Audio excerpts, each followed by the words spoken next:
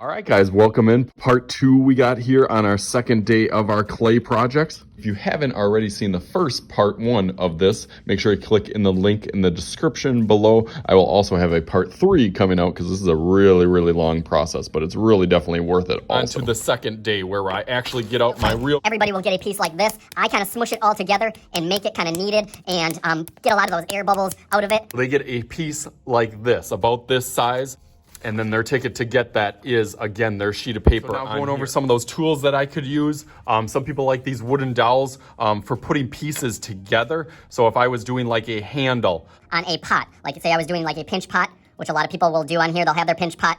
They'll start thinking about how the thickness is going to be. I want to kind of keep that finger thickness on any edge. Same thing if you're doing something else and you start to feel that it's kind of getting dry, you either need to dip it kind of in our slip, kind of to get it back moist on there. Some of the slips, the containers that I have are a little bit more beautiful and lovely than others. Basically, you want to keep it kind of that damp, especially if you're making different construction. I will also have my spray bottle coming around that I can always kind of dampen it for you guys, especially the ones that are building certain things. But like if you're adding things to this, something like this could help kind of attach it on there. But what you need to do before you attach different things, like if I was making this into a handle for here, it's called slipping and scoring. So you want to kind of score or kind of puncture whatever that you're going to attach onto here. And then you can either kind of dip it in the slip, or you can just take some of the slip and put it on here, and not just on the piece that you're attaching, but where you're attaching it to. Also, you want to kind of score that and put some slip on there to attach it.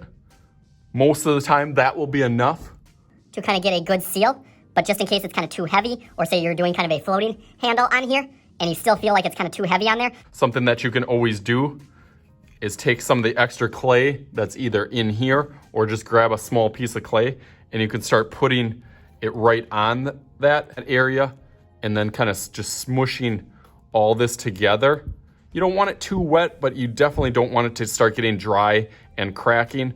So tools like this would be good for doing some of those. Also be good for doing some different designs on here.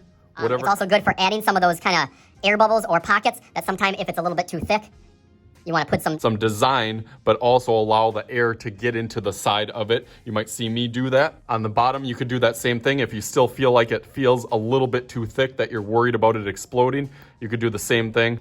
Kind of on the bottom, sometimes you'll see me come around and say that if it's too thick, you might need to do something on it to let that air kind of seep in.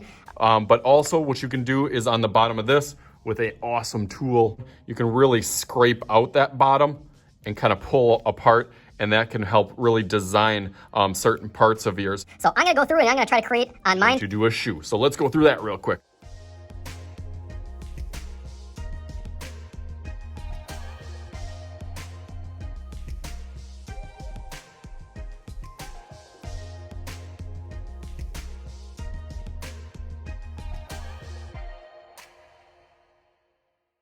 Okay, so I got my piece in here, got the sculpt in it, got the right size, I think I got the right shape, and bam, there it is. Look at it. It's just like that. I got my shoe designed on here. Obviously, I just took this. I actually didn't do it with you guys. I apologize. But I actually wanted to carve it with one of my classes. So as one of my classes was working on theirs, I decided to do a little designing myself. Decorative pieces that'll kind of let air go into the inside. I could have poked it also, but I thought I put that as some of the design. So this would still be and consider a vessel. There are just so many cool and awesome ones. I just want to take you a quick sneak peek at some of the ones that my kids made. A lot of them had kind of animal themes. Some had little decorative meaning pieces, a little box and slab on here, all sorts of little bowls and plates. This one's actually a turtle shell on here. All sorts of really, really cool ideas. So I was really, really happy with some of the designing and then how they kind of brought those designs into real life. Really, really impressive. I will show you my favorite one. Oh, that's definitely one of them over there. That one's really cool too, but my favorite is this one right here. Really, really cool tree design. I liked how it was looking, and I don't know if she's going to use it for like a jewelry holder or like a pencil holder on here, but there's some inspiration and ideas. So that is it for part 2 of this. We have part 3, the final step, the final task, where we go and we glaze them, we add some paint and glaze on the top of it, and they turned out really, really cool. So I'm really excited to show you that process. That'll be next time. Thank you guys for viewing. As always, I am Mr. Shooty. This is Mr. Shooty's Art Channel. We'll talk to you guys later.